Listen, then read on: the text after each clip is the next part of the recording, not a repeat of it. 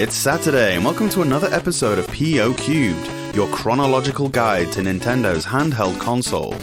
My name's DD Ash, and this week we're playing Spanky's Quest, Torpedo Range, Karakuri Kengou den Musashi Lord, WWF Superstars, and Kitchen Panic. Let's start the show.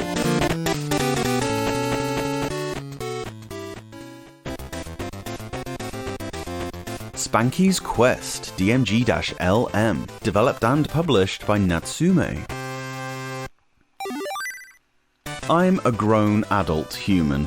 By all accounts, I should be excited about clearing my credit card bill, buying a 68-inch TV and a holiday to Cyprus, or getting to test drive the new Toyota Camry. But no, what really gets me going is silly, cutesy little Game Boy puzzle platformers featuring cartoon animals. This was the first version, and there was a Super Nintendo version as well. In North America and Europe, the games launched simultaneously in 1992, but in Japan, the Game Boy title Lucky Monkey was released first. You throw a ball upwards with B. This will come back down, and the idea is to juggle it several times by heading it back up into the air. Doing so several times makes the ball bigger. If you let it hit an enemy, it stuns them for a few seconds, but you can also catch it by pressing B again, which makes it explode into projectiles. These kill whatever enemies are toddling about the place. It might be a bubble, actually, and catching it makes it pop. Whatever it is, the larger the sphere, the bigger the range of projectiles is, hence the more enemies you can kill. There are 4 different sizes. The smallest just creates a small upward shot when you pop it. The next one up makes a larger upward shot. The second largest creates an 8-way blast with a decent radius, and the largest creates a massive 5-ball spread raining down on enemies. These projectiles can take out multiple enemies too, for bigger bonuses. In Bubble Bobble style, when you defeat one of the bad guys, there are these pickups generated. There are B tokens, which are just points, but also these cyclical letters that spell out Spanky. If you can spell out the whole word, you get access to a bonus tower, where you need to juggle this massive bubble up in the air for exponentially more huge scores. Your points total is important. People still cared about that sort of thing in 1991 to get extra lives. Very rarely you can pick up a bottle of medicine with a P on it. This lets you fire sinusoidal bullets for a bit, but it's very rare. Where's the fun in that anyway? You can't ride on bubbles, sadly. That would have been a little too close to another previously mentioned intellectual property, but there are various gameplay elements introduced to you as the stages progress. There are boxing gloves to punch you upwards, as well as clouds to ride on. If you've played the Super Famicom version of this game, you may remember that to complete a level you had to get a key.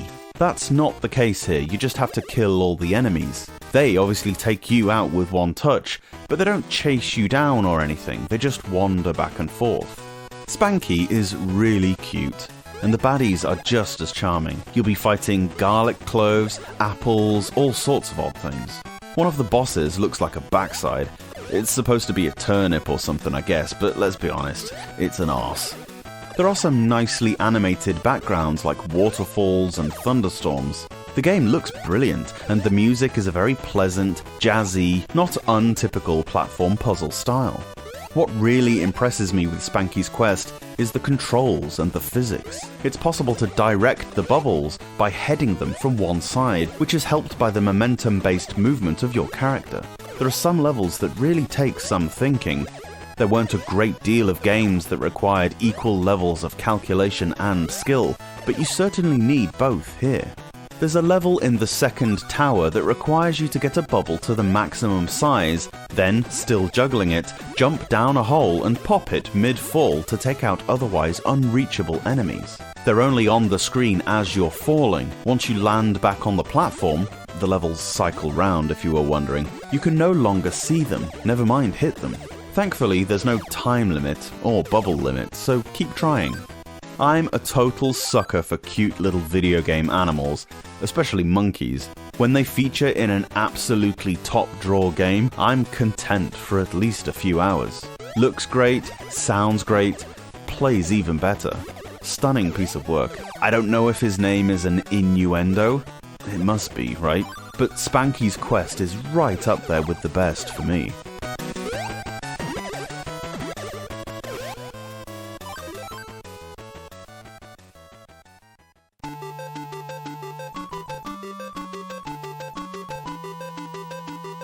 Torpedo Range DMG-TE, developed by Sita Corporation and published by Sita Corporation in Japan and Romstar in North America.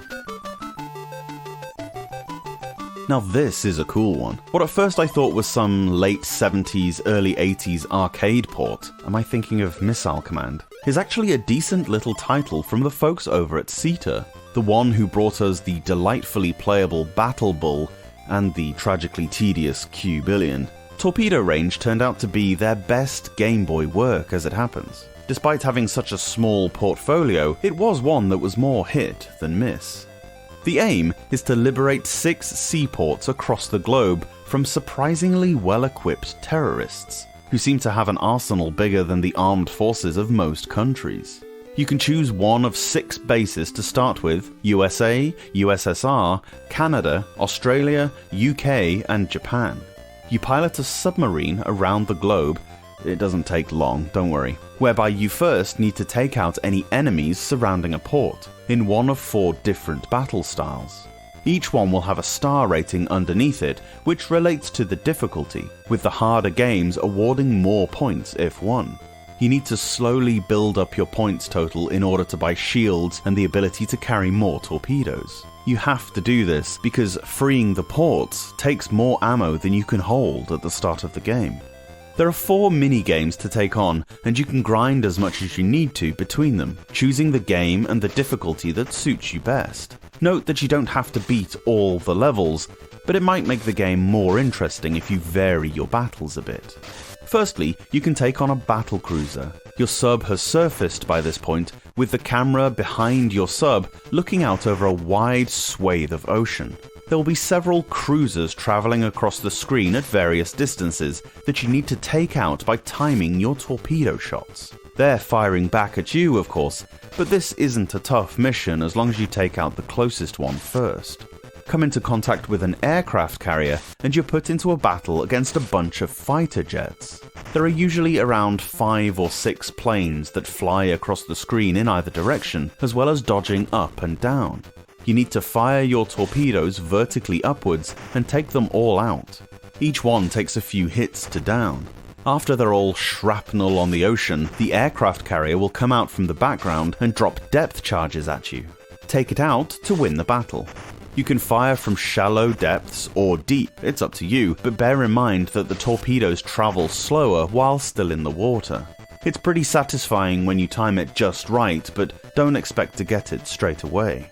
There's a Hunt for Red October style submarine battle where you take on 3 or 4 other craft in a small area of ocean. This one is too easy, as the AI seems only partly programmed. The enemies don't really come after you, so just pick your prey off one at a time. The final minigame sees you taking on a side-on battleship that has several guns on it. You need to go along destroying them all while avoiding their fire. At times, a ship will also come into view, which you can't destroy, but will drop flammable liquid on the surface of the water, leaving flames that damage you considerably. Once you're leveled up as much as you want, you can try to liberate a port. This takes place in much the same way as the 4th minigame, although this time there are more guns to take down, and they're stronger. Don't enter this final battle until you've got at least 60 torpedoes and 2 super shots. Depending on your dodging skill, I'd probably have at least 12 shields too. The super shots are single-use missiles with a much larger blast radius and do wicked amounts of damage. Aimed just right, they can destroy 2 guns in one strike, so are well worth having. I enjoy the look of the game. While reasonably simple, it's professionally done.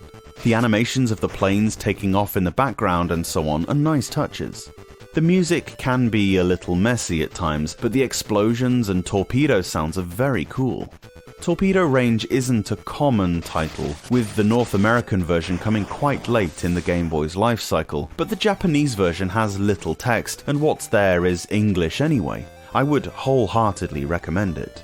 A curiosity why there was a 5.5-year gap between the game's first outing and a Western release though. One of those strange anomalies with a reason no doubt lost to time.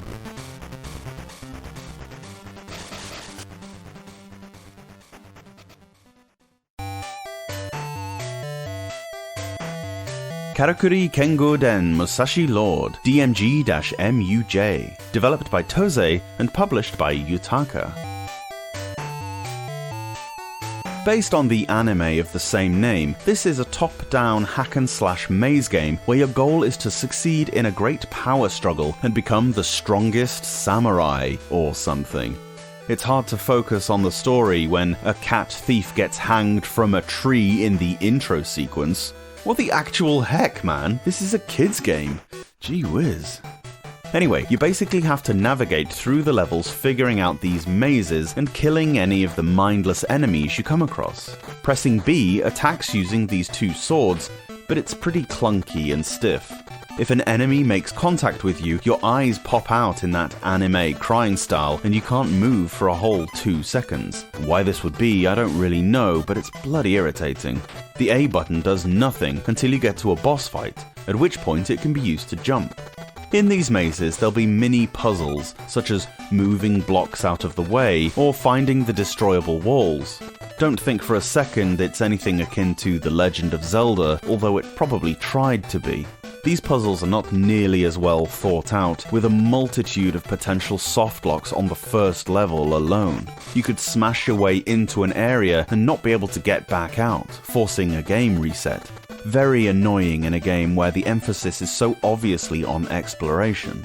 The combat, as mentioned, is as one note as it comes. You literally just press B to attack, nothing else. You can hold B for what feels like about 20 seconds to do a pathetically weak charge attack, but when every enemy dies in one hit anyway, I can't really work out why this is in. The charge up time is way too long to use against a boss, the only time where it would actually be helpful. Some enemies drop money which can be exchanged in these buildings you'll come across for health refills. No weapon upgrades or anything of that nature, unfortunately. Don't be fooled into thinking there's any kind of RPG element to this game, cause there ain't. Eventually, you'll come to a boss. I only saw the first one because I fell asleep not long after. This game is pretty damn tedious. The boss is a joke. He basically does nothing for 90% of the battle, just trying and failing to dodge you, only attacking when his charge meter fills up. You can kill him before this even happens once. I assume they get harder, but I don't have the patience to find out. Let's move on before we all lose our minds. I've never seen an adventure-based game with so little to discover. Very disappointing.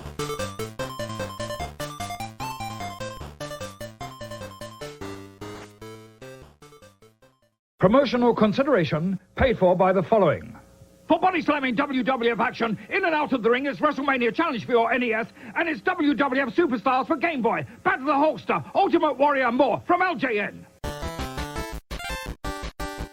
WWF Superstars DMG-LW, developed by Rare and published by LJN in North America and Europe, and Hot B in Japan. What you gonna do, brother, when an overrated, skeleted roid freak runs wild on you? Okay, so I never liked Hulk Hogan, but he's surely the most recognizable name in all of professional wrestling.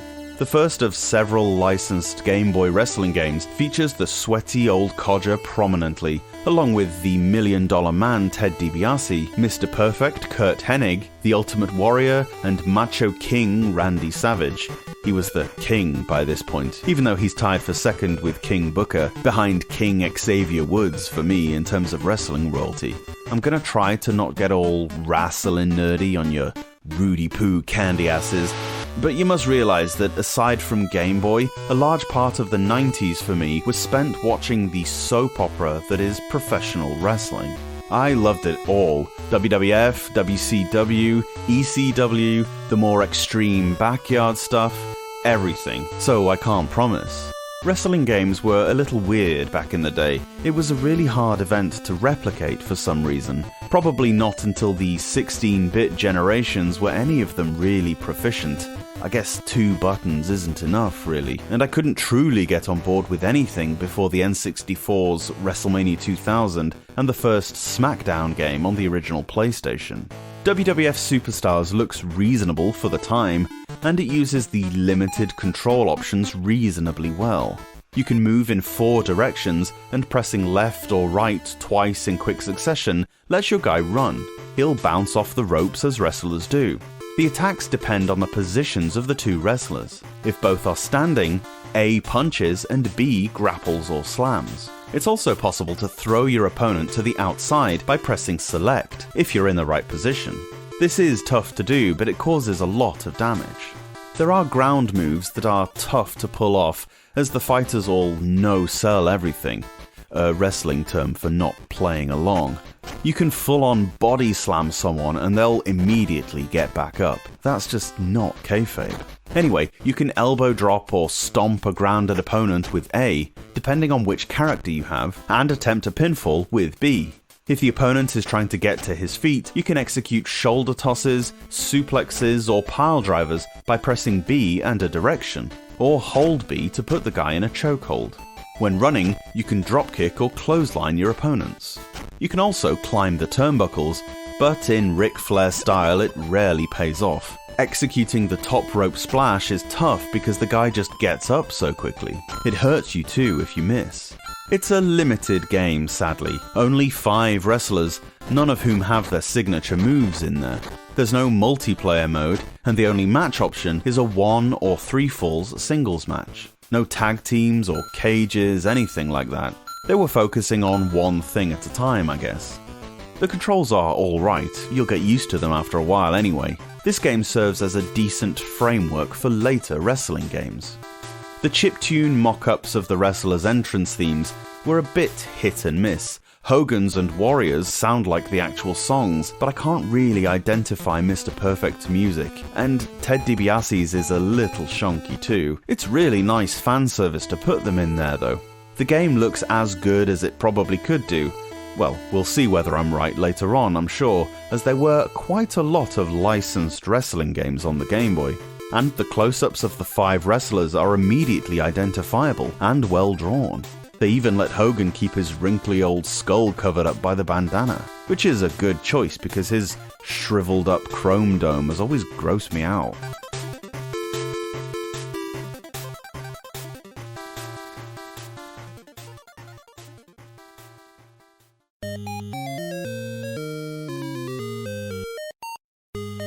Kitchen Panic DMG-KPJ, developed by Bits Laboratory and published by Coconuts Japan.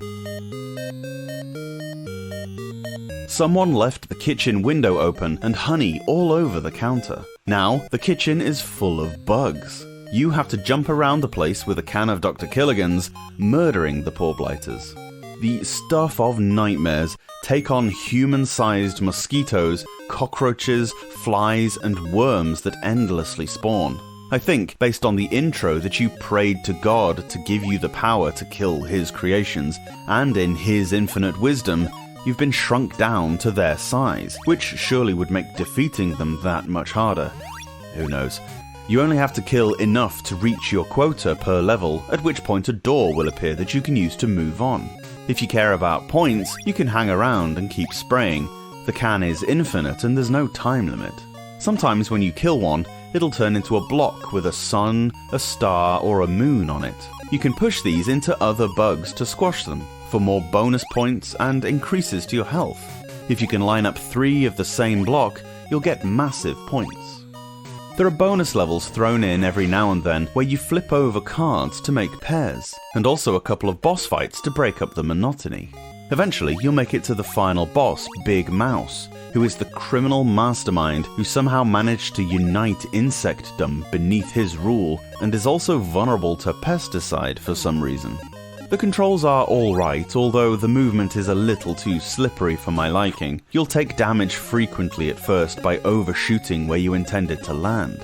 Otherwise, there's not a great deal more to say about Kitchen Panic. It is what it is, another in the long line of insane game premises with underwhelming execution and overly repetitive gameplay. With what appears to be becoming a tagline of sorts, I'll finish with this. You might get some fun out of this for a short while.